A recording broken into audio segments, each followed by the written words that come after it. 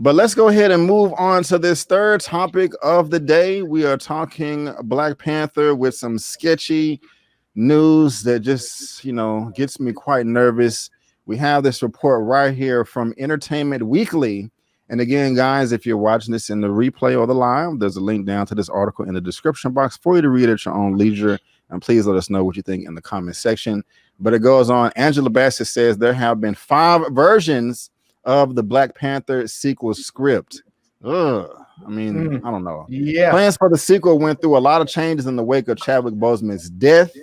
And it goes on to say, in the wake of Chadwick Boseman's death, Marvel had to overhaul plans for Black Panther sequel. According to actress Angela Bassett, playing the Queen Mother of Boseman's King T'Challa, the script is still going through changes as production began in June in Atlanta. Coming to you first, OneTakeBigDog, and then I'm coming to Eman and then Larry. But we have this report right here, and I believe I have a quote. I don't know what it's going to look like. Bassett told Entertainment Tonight about Black Panther: Wakanda Forever during a recent interview. There have been about 5 incarnations of the script, and I hear another one's coming. Of course, with our dear King Boseman going on to glory, a lot of things had to be shifted and changed, she added. So thankfully, director Ryan Coogler and writer Joe Robert Cole, they're just such masterful storytellers that they found a way into the world, and hopefully it will be satisfying. I think for fans, it will be honorable of our Chad. We love our king. With them changing scripts already, potentially bringing on another one, and filming is already started, that does get me nervous, but I understand. I like Melissa S's comment. She said 5 versions equals 0 direction. I'm inclined to agree. That does that 5 versions. That doesn't sound like you have a whole lot of direction for that movie. Yeah, I'm kind of in that wheelhouse as well. Like this doesn't bode well, and we've seen this happen with a numerous amount of films where we get reports like this, and a lot of the time we always think there's possible they can right the ship and get everything done by the time the film comes out. But if you don't have 5 different scripts, so that means you constantly writing, and just something just doesn't seem to hit. And obviously, honestly, I think there's just like something in there that they just kept doing, just like it's not going over well. I mean, we knew this was going to be hard. I think most of us would say, hey, recast T'Challa, or even this. They should have delayed the film to after like the Wakanda series. I mean, you don't know what to expect at this point, because I'm pretty sure somebody's going to tell Angela Bassett like, hey, you got to kind of keep that on the low. Like, people are already kind of like nervous about this film already. Bro, this ain't really helping, you know what I'm saying? So, man. You took the words right out of my mouth. I was like, keep your mouth shut. Yeah. But hold on, guys. I'm sorry, I gotta stop. We are at 202 people in the live right now. That is the most I've ever had in my live. I've never broke 200 before, so I'm happy. So if I can get 200 thumbs up, that would be great. Thank you. I appreciate all of you guys for being here. Eman, thank you. I'm coming to you, sir. How are you feeling about this news? Angela Bassett's comments. Does she have kept this quiet to herself, or how are you feeling about the whole thing? So I'm gonna take Karma Serene's advice here and not get too started. Look, I mean, so when it comes to film production, it's not uncommon for them to have multiple versions of a script, right? Even during production. It's not uncommon. However, as mentioned before, we already know that it is obviously going to be a difficult thing for them to go through. My concern is that Marvel does a lot of their production and stuff in close-knit houses, right? So even when they do here's the thing, they don't do big public screenings. It's not like, the other movies where they'll take like a test audience, bring them in and stuff like that. What they do is they do a Marvel Friends and Family screening where it's really in-house Marvel people. So people that work there, their extended family, etc. They bring them in and then they get feedback from them. Mm-hmm. And the problem with this is if you're already biased to a certain degree and you bring in other people that share a very similar bias, it's very hard for you to get objective feedback from that group. Mm-hmm. So if you got a bunch of people in Marvel that are wrapped up in the emotional stuff with Chadwick's passing, and they're just all along, they're going on board with whatever decision Marvel takes, how are you going to expect a different reaction or even an honest reaction from anyone else involved? They're going to drink the same Kool-Aid. Just because you change the cup doesn't mean that it's not the same drink. So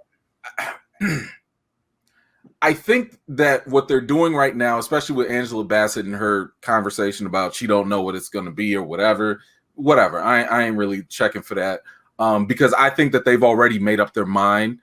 I think that they are not prepared for outside opinion. I think that they know and they feel comfortable with the in-house Marvel decision.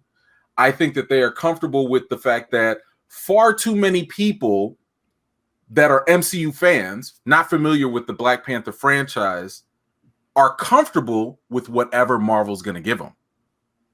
If Marvel says this is respectful and this is what we're going to do, a lot of people are not going to double check that. They're not going to criticize that.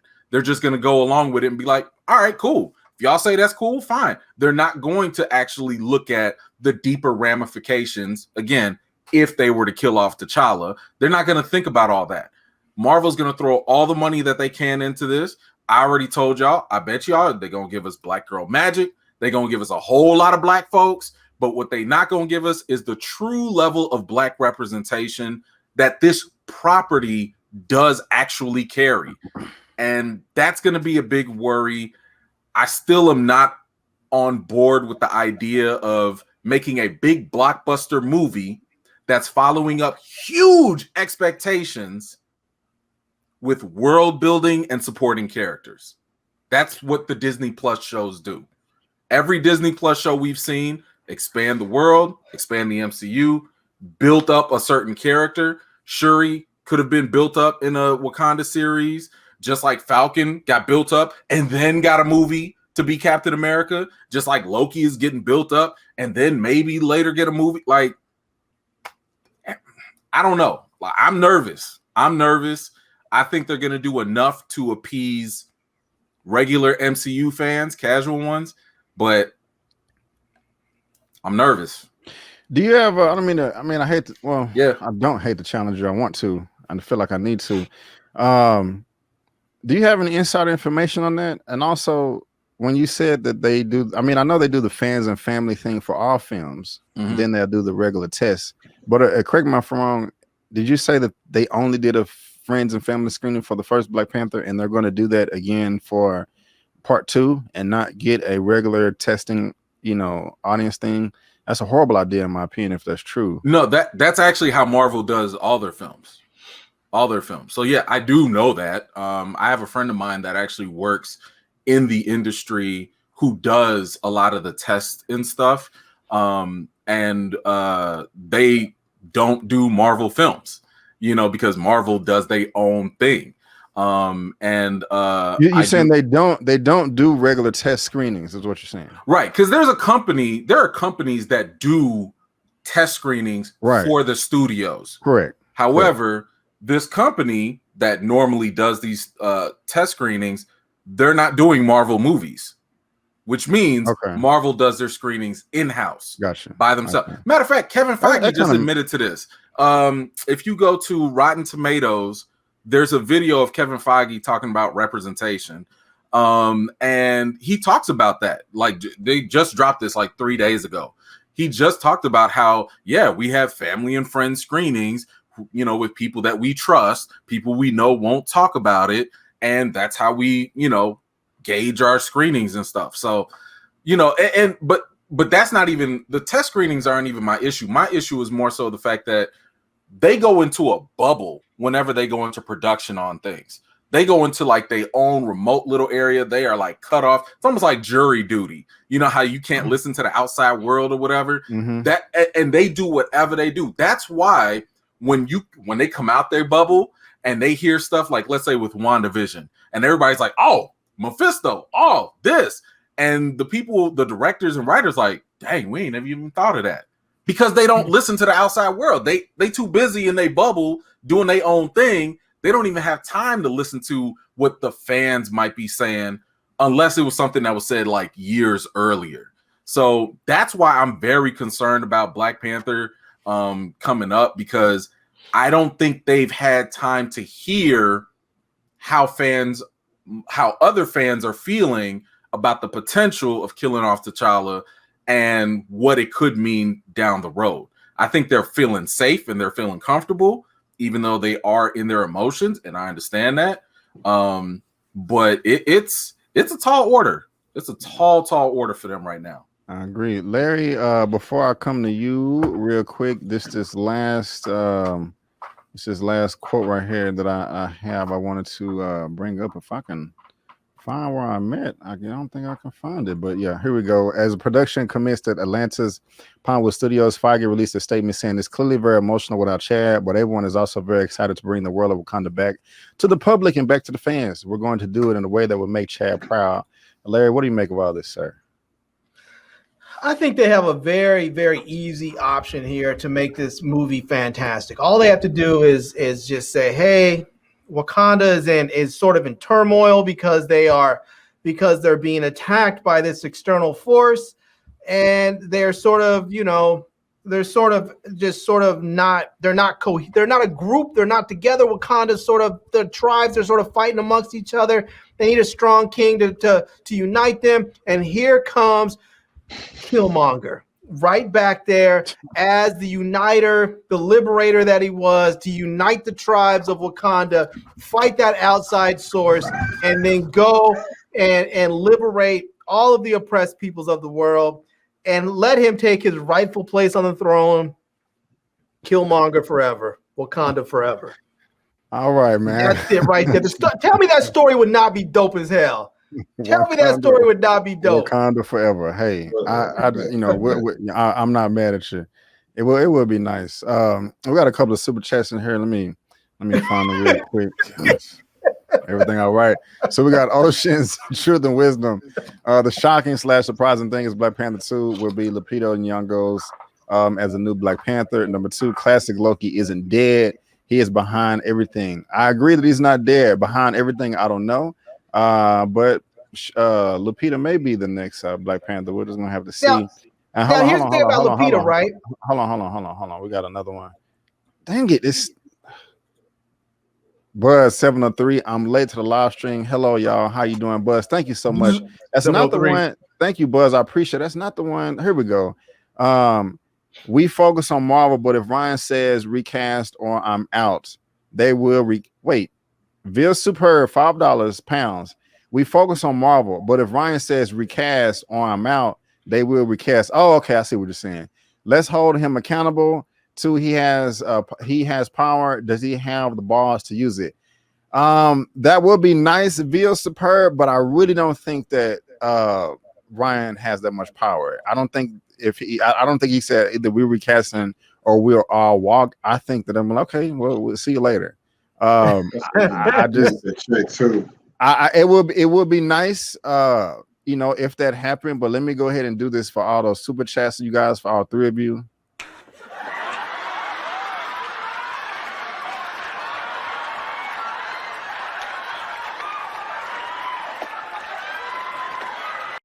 If y'all didn't know, that's how I feel inside every time y'all super chat. So thank you. I really do appreciate it. Yeah, all the super chats. Thank you. I can't remember. Was it Larry? Were you talking to Eman? I'm sorry. It was Larry. Okay, Larry, go ahead. Yeah, I mean, honestly, I know it's people think it's halfway joke. I honestly believe if they brought Killmonger back, people would love that. I agree. People would absolutely love it if they said if it came, because I mean, in the comics, Wakanda's always in some sort of trouble. There's always some sort of internal strife going on in Wakanda. And if they came back where there was some kind of internal strife, and I mean, even in Black Panther there was internal strife. What does that have to do with Killmonger? My point is that if you have all this internal strife in there and you can't get the tribes to unite, and you have an external source coming in that wants to attack Wakanda, and you need a strong king. There you have it. You already have Killmonger, who is the Black Panther. He is already the rightful ruler of Wakanda, and you just simply bring him in, put him back on the throne, or he never left the throne. We know he's not He's dead. So bring him on back. He's dead. He's not dead. Killmonger's alive. Holy shit. He's dead. Nope. He is not dead. Killmonger is alive. Hey, shut that down. Bro. He's dead. He out here like he treating Killmonger like he Elvis or something. Like, bro, stop. Like Elvis is bigger than Elvis. Hey, but look, Elvis is nothing to Killmonger. No. At least you're getting the What If series. At least in the What If series, Killmonger is alive and he's ruling Wakanda and all that. So enjoy that. Just Killmonger is alive in the 616. He should be in there on the throne. Larry, I got a question. If you want to have T'Challa come back, you have Killmonger back there, come in, take the throne again, defend Wakanda because he loves Wakanda. That's his thing. He loves Wakanda. So he come in, defends Wakanda from I don't know, Submariner or whoever, and then you do the Wakanda series, and then maybe maybe T'Challa comes back, and they thought he was dead. He's back, and now he's up here, and he has to fight Killmonger again. He has to fight him again for the mantle. Let me grab these real quick, man. There you go.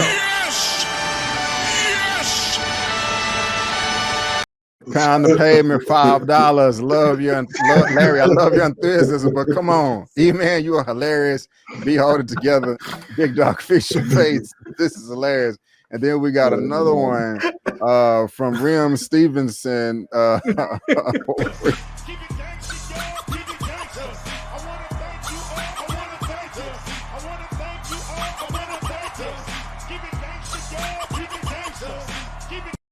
Ram Stevenson, $20. Give thanks for the awesome discussion, Mr. Avery. Thank you. Big ups to my fam, E-Man. Happy birthday, Larry, and shout outs to Big Dog. Wishing everyone a wonderful week as well. Thank you, man. I appreciate it. Ram 17 too, man. Yeah. Oh, goodness gracious. Rams 17. God dog. I'm sorry. They're like, what the hell are you reading, bro? My bad. But thank you so much for y'all supporting the channel on that level. This is a bit much, Dane. My goodness gracious. I don't think he's on coke. Don't call me a drug head because Killmonger's alive and ready. That's all I'm saying. But now, before we move on to the last topic, E-Man, let me know, sir, what we got going on right now with this article from Slash Film. Says Ryan Coogler's Black Panther Wakanda. Stop sounding surprised. Ryan Coogler's Black Panther Wakanda Forever pitch left Martin Freeman confused, but seemingly in a good way. I don't let drop. You go ahead and take the steering wheel, man. What is this about? It's just one of those things. Look, Ryan Coogler went to Martin Freeman and was like, "Yo, man, this is my idea for Black Panther 2," and Freeman was like, okay. And I feel like that is going to be the sentiment by everybody else when they see it. Like, when did this come out? I'm just saying. May? Okay. Oh yeah, this came out like in May. But it's just one of those things where it's kind of like, when there's like usually a certain movie, and let's just say it gets pitched to somebody, what do we usually hear if it's good? Oh my gosh, this is going to be amazing. Yeah, it's going to be cool. And here's the thing. They might be excited by the script and maybe it doesn't pan out, when the movie comes out. But hearing the fact that you kind of confused on the initial pitch, I don't see how that's a vote of confidence. I mean, sure, Ryan Coogler is talented. Maybe he can, put something together, and maybe Freeman just didn't see the bigger picture. I don't know, but that just does not give me a huge vote of confidence that when you pitch this story, people are like confused and just kind of like, I guess so. All right. Cool. I'll tell you why, because he didn't put Killmonger there. If he would have brought Killmonger back, I'm telling you guys don't know how many people want to see that character back in there. This dude was more popular than T'Challa in this movie. I don't even know what to say no more. People loved. See, this is the thing. This is the thing. Black people Black people like T'Challa, and white people were comfortable and felt safe with T'Challa. Black people loved Killmonger. Black people loved Killmonger. Right. That's what it was. I'm telling you, man. I'm telling you. Let me grab this. What a money reside. What a money reside. What a money reside. What a money reside. Okay. Hold on, who you talking to, bro? People agree, man. Check those comments. People agree, man. $5 pounds. You're doing what black folks always do: underestimate our worth. Oh, that's an unfortunate truth. Ryan brought in 1.3 billion for Disney. The optics would be terrible if Marvel let him go. I'm lost. Thank you for the super chat. The comment earlier when we were talking about it, force them to recast. Yeah, and you said Marvel went trip. I think they all on the same page. I don't think that there is much disagreement. And let's not forget, Nate Moore is up there too.